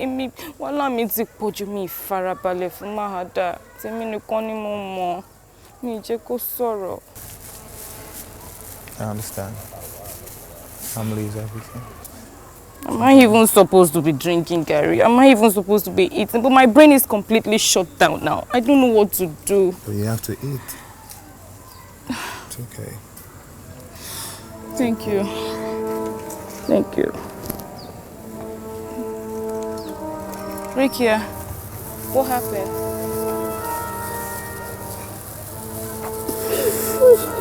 It's okay. Everything's going to be fine.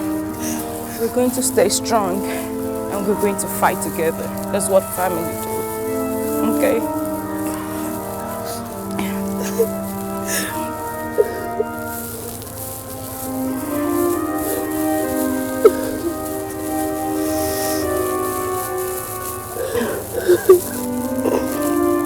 má da ẹ láàmú sórí gbogbo nǹkan tí mò ń sọ fún ẹ bẹ́ẹ̀ sórí lè gbogbo kan lè ní mi máa rí mi ń tà mò ń sọ ni kò ń ṣe ṣiṣẹ́ pé bí security ó ti àwọn ọ̀gá máa ń lọ London máa ń lọ Amẹ́ríkà ìwọ nìkan ló máa kù lé by chance ó lè di tiwa kò dájú ó lè di tiwa but by chance ó lè di tiwa tó bá di tiwa ó ti dìyàwó mi ìwọ ló máa control ẹ ó ti yẹ gbogbo èyí tó ń gbé. bẹ́ẹ̀ ṣe máa ṣe nìyẹn tẹ́ máa pawọ́ fún mi owó tẹ́lẹ̀ fẹ́ fún mi ẹ ṣáà fún mi. mi ìtàn ewé lẹ́tàn ṣé mi ò ń lẹ́tàn bàbá mi kí mọ̀ fún Ọlọ́run ẹlẹ́dàá ń gbọ́ tí bá ti sọ confam ni ṣé o gbé jẹta tó lóun bọ̀ nítorí pé mo nífẹ̀ẹ́ mo fi ẹlẹ̀ mo mú ṣanṣọ fún ẹ àná tó tún lóun bọ̀ mo tún fún ẹ lówó recharge card irú èyí ń sìn ní ìfàṣọ tí ò gbẹ ṣé wọn pàṣọ tí ò gbẹ tó bá tún ní star ṣé wọn máa yíyan lára ni mo dẹ̀ ti tì nǹkan gan mo yẹ wà inú kún dé ìkan náà. fún mi sí ìwú náà wò kí ni ìwú ìdí o. máa fún ẹ ṣe bẹ́ẹ̀ lè máa fún ẹ jẹ́ kí n sáré lọ ọ̀gá mi. kò dáa mọ̀ ń bọ̀ yóò dáa bí àti nǹkan ṣẹlẹ̀ mú níyà kékeré kan lẹ́yìn gbẹ̀yìn wá pọ̀jù 5 minutes kú dédé ẹjọ́. olóṣì sọ bá ṣe rí ẹ ti tu òṣì tó fọwọ́ ṣe rẹ̀ àbí tó ṣe mọ́ wọlé ní mi ní gbà wá rí kí ni mo ṣe níbà. kí ló dé máa wọ níbi olórí burúkú báyìí wọ́n ní àwọn olóòsì ọmọ tó yẹ pé ìjọba òun ló máa ń tọ̀sán fún madam àti dádì wa. àbọ̀dàmù da èmi ọlọ́sàn ṣé nǹkan tẹ́ ẹ sọ fún mi ni ṣé bẹ́ẹ̀ promise mi pé máa fẹ́ mi ẹ wá ń tàn ní èmi ọlọ́sàn èmi ọsọ ọlọ́sàn. tá ló sọ èmi sọ mi ní lójú àlà mo ní máa fẹ́ lójú àlà. àbọ̀dàmù da kò dẹ̀ dá o. ó tún sọ̀rọ̀ tẹ́ ẹ bá fẹ́ ṣòfò tí bá tún rí yín pẹ̀lú ẹ̀ ayé yìí máa bàjẹ́. má ṣe pé fọmọlọ́wọ́ kò fẹ́ mi ọlọ́sàn ni ọlọ́sàn máa lọ.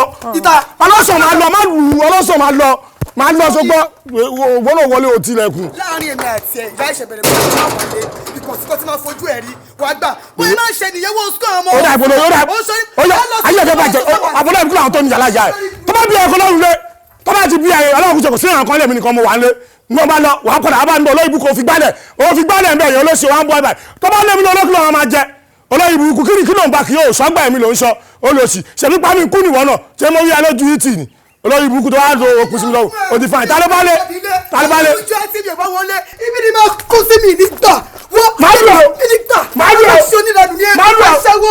ayé fi bàjẹ́ ayé fi bàjẹ́. wọ́n máa kú ni mo láti kú o mi nígbà. onílé jẹ́ ni. mo máa kó síbi wọ́n máa lé ẹbí iṣẹ́ ni. ọmọdé mi ti ṣe àgbẹ̀ yẹn. ó yàtọ̀ má fi mi sọ. ẹlẹ́dàá mi ló dáadáa fún ẹ. jẹ́ fún ẹ lówó. yóò fọwọ́.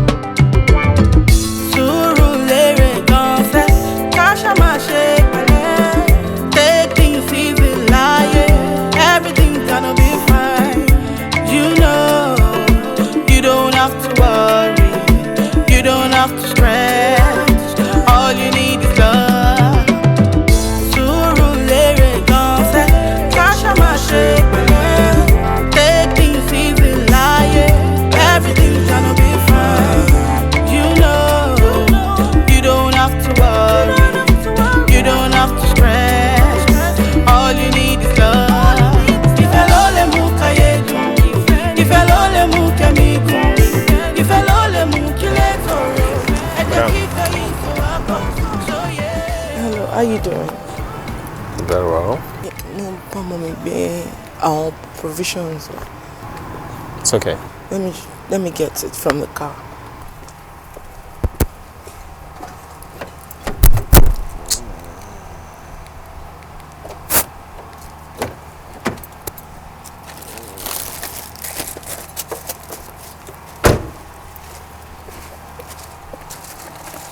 This is for you.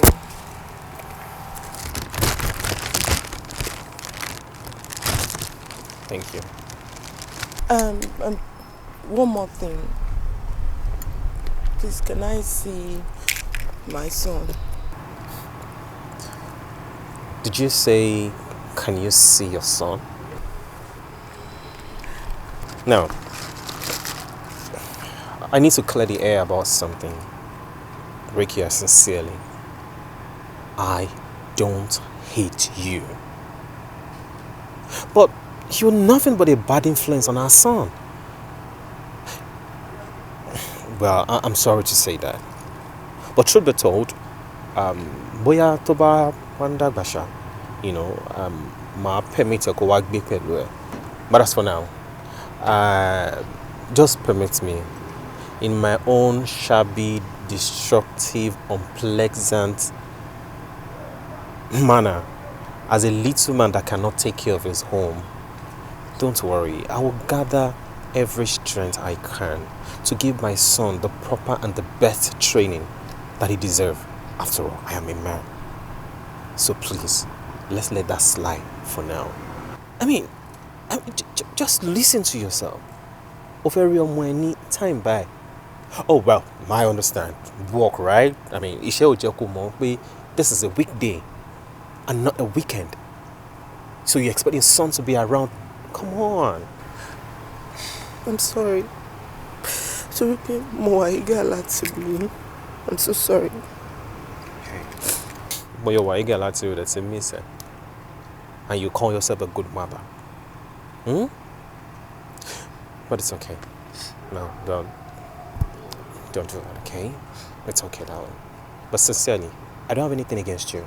But whatever we do now is just for the best for our son. Okay?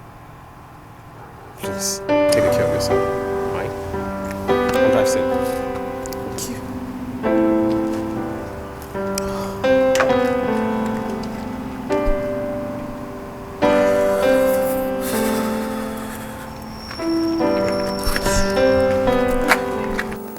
Ṣé kékeré máa yọ ẹ báyìí? Mi ò ṣáàjẹ́ kí n bẹ̀rẹ̀ níbì kan náà. Wà á kọ́kọ́ yí báyìí, wà á tẹ̀, wà á fi sọ́bẹ̀. Ìwọ ló máa sọ fún bí ṣe máa mú. Ṣé o bí ṣe máa mú rẹ̀? O máa fi sínú ẹ̀, o máa wá rólẹ̀, dáadáa. O kò máa.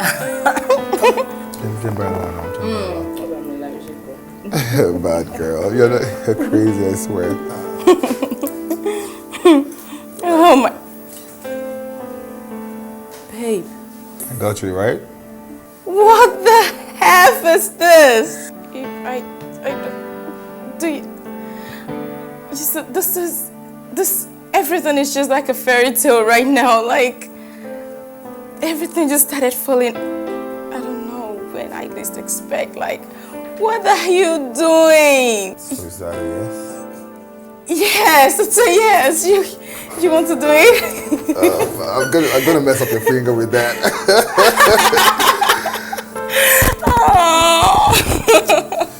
This is really weird, but I love you very much. Get out on your knees. You're so rude. I'm getting there. I love you very much, and I'm happy to be with you. I'm saying, would you marry me? Yes.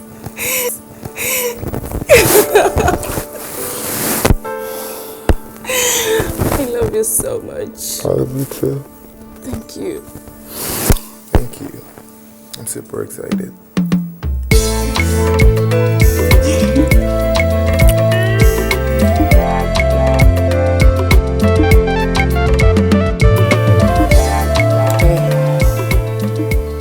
You feel better?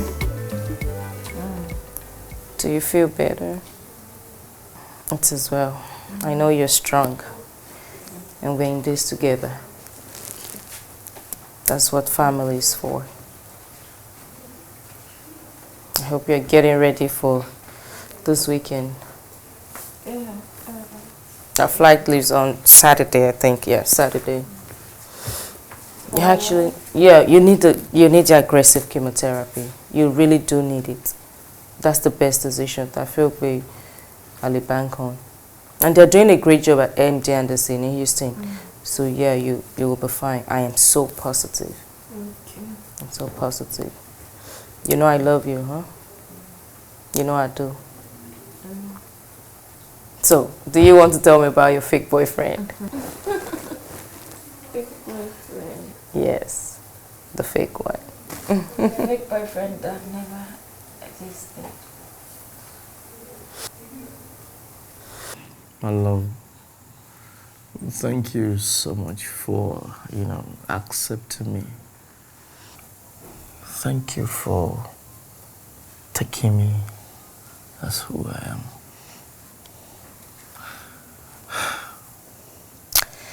I love you so much, darling. And do you know one thing? It's not going to be as bad as you felt.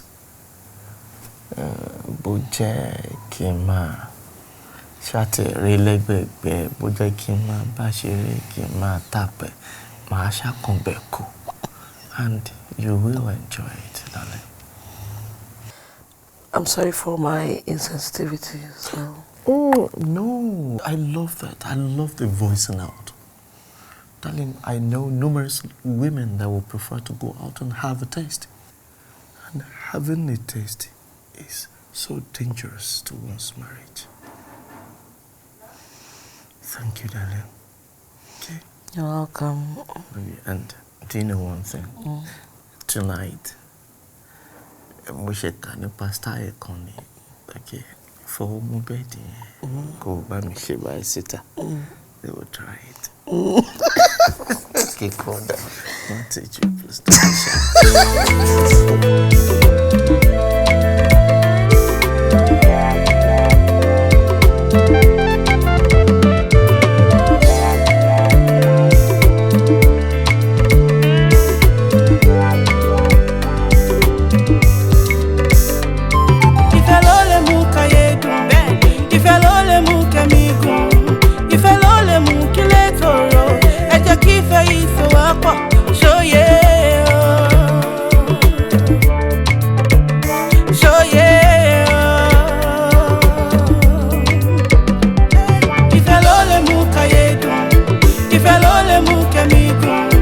Ìfẹ́ ló lè mú kílẹ̀ tòrò, ẹ jẹ́ kí ìfẹ́ yìí so wá pọ̀.